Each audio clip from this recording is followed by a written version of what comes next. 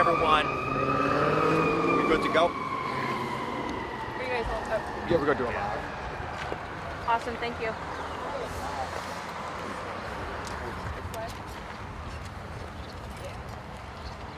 want to use this? I don't know how many mics I can be mic'd up on this. Let me just, now I'm going to slow you down because I got to do this right. You're good. Am I in your way right here? I don't want to be in your shot. Is your mic on, the one that gave me the mic? Yes. Okay. Just make sure. Everybody's good. Okay, let me just put this. It's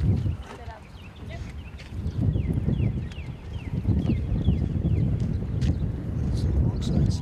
Wait a second here. I got to do this properly.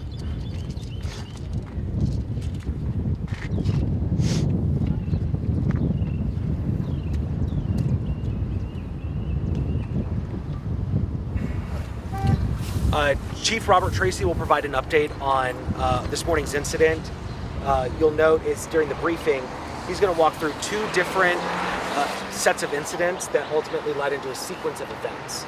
And as we learn information, as evidence is reviewed, the facts of what we're sharing today could change as we develop interviews and talk to people involved in what happened this morning.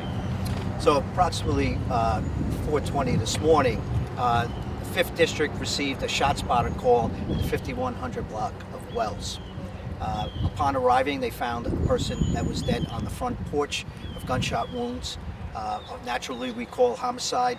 We had detectives. We searched for evidence. We asked ATF to assist us to look for ballistic evidence. And if you go over to the scene after this, you can see there's high grass in the area. That's something that we do. What we do also to gain evidence, we look to secure a search warrant by the detectives to look for more evidence inside this home. We kept the place surrounded as we got the search warrant to look for further evidence.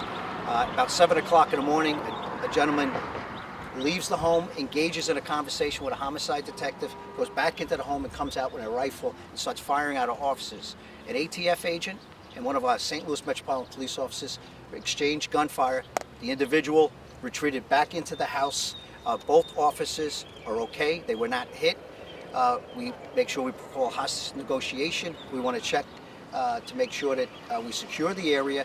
Upon SWAT coming, we were able to gain entry again. The suspect that shot at our officers, he is dead by the front door. Upon clearing the residence, there was a female in the living room who is actually is dead as well. And then we have a person, a male, dead in the basement.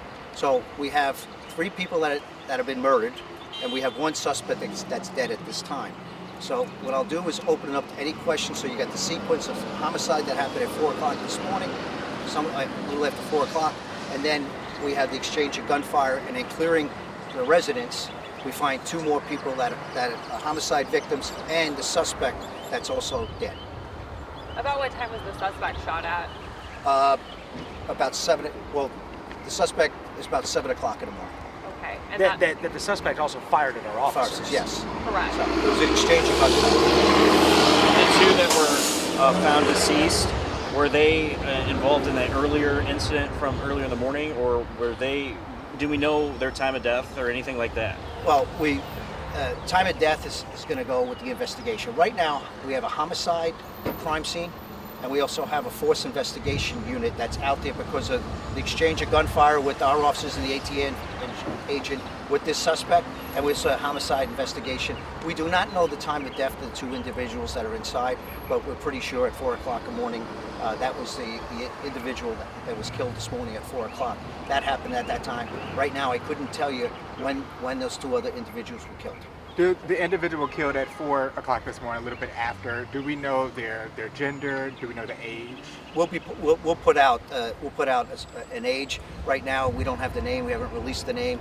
I have to make sure we're looking back. The next of kin needs to be notified. So until we do that, I can't release that information. But whatever we can release, look for our updates. Our public affairs office has been putting up updates since this morning, and we'll put something out on it as soon as we can. So many streets blocked off here. Were there multiple scenes where officers were carried around this area on Wells and Academy and on Martin Luther King? Well, what you have to do when you take a house and you have a person with a rifle, We don't know the condition of the individual that was shooting at our offices, what the mindset is.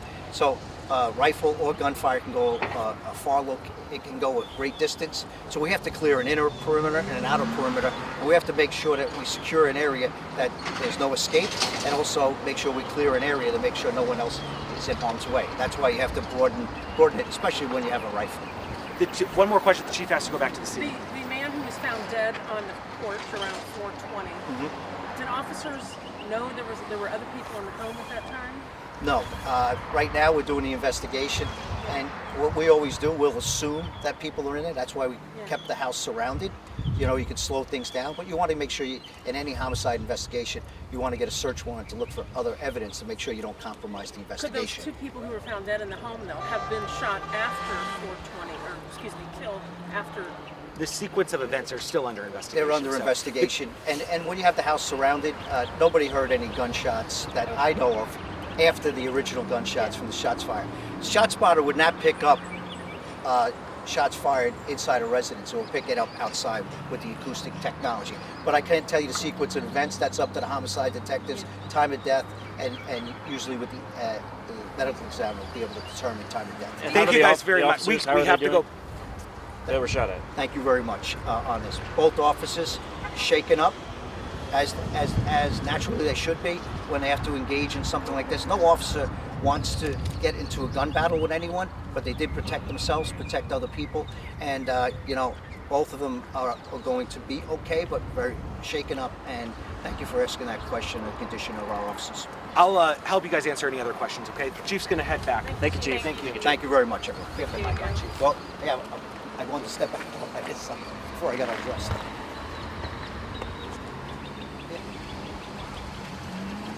When do you guys anticipate getting another update? On X. Okay, but at some point this afternoon, Depends on how the investigation and we don't know how the three people who were murdered, we don't know the connection between them and the suspect.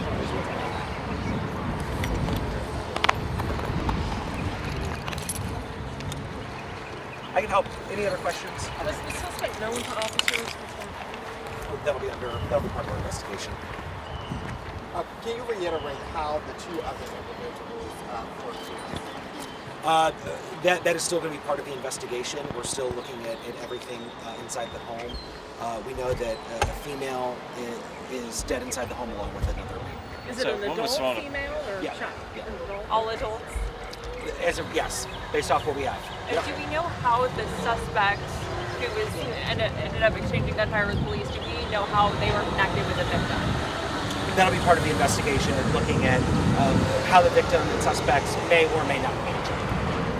So she said porch. I thought he said they were both inside when they were found, the two deceased. Right. So walking through the sequence of events one more time. We have a shot spotter activation just around 4 a.m. Officers respond. They find a person, a man who had been killed. Our homicide detectives responded. ATF also responded to help us search for ballistic evidence. At some point, who we believe is the suspect in this, exited the home and had a brief conversation with both an SLMPD officer and an ATF special agent. During, obviously, whatever was part of that conversation will be part of our investigation. That suspect goes back into the home, moments later exits, armed with a gun, and begins in an exchange of gunfire with the SLMPD officer and the ATF special agent. It is that person that was involved in that shootout that we believe was first found dead inside the home that SWAT came across near the entryway of the home. As SWAT went into the home to start searching the house and to clear it to make sure that there was no active or ongoing threats, they located 2 additional victims from the homicide. So initially a man was found dead on the porch. Around 4 this morning. Okay, and then And I don't know if it's porch area okay. right around the front. And that's where entry. the suspect was killed as well? The suspect was killed the suspect was shot, but went back into the home after being shot. Okay, got it. With this being an officer-involved shooting, can we expect to see any body cam footage released on this? As we reiterate and we share with you guys, every time there's an officer-involved shooting, The video will be shared after the FIU investigation is complete and the circuit attorney's office has a chance to review the evidence. This officer-involved shooting is no different than any of the other officer-involved shootings. Of the two officers involved, do we know anything about their time on the force? One was an ATF officer and the other was SLMPD? An ATF special agent Okay. and an SLMPD officer. How long and that have will they- be shared later today Okay. in the update. And you say you do not know if the officers were aware of any other people inside the house after the 4 o'clock. After officers arrived on scene, there was nothing alarming to a point where they would be forcing their way into a home thinking that somebody's life was potentially in jeopardy. And So at that point, they secured it because there was no probable cause to forcefully enter a home. We had to get a search warrant. We ended up securing and surrounding the home. Once we got that search warrant, we had plans to go back in. Obviously, those plans changed when somebody came out shooting at our officers. He came out and talked to the officers about what time? 7? I don't have the exact time frame. But it was close to that. It was around right the same before time the frame. shooting. Correct. Anything else? Just wanted to help clarify. Thank you very much. Yeah, I know there's a lot of moving parts. So,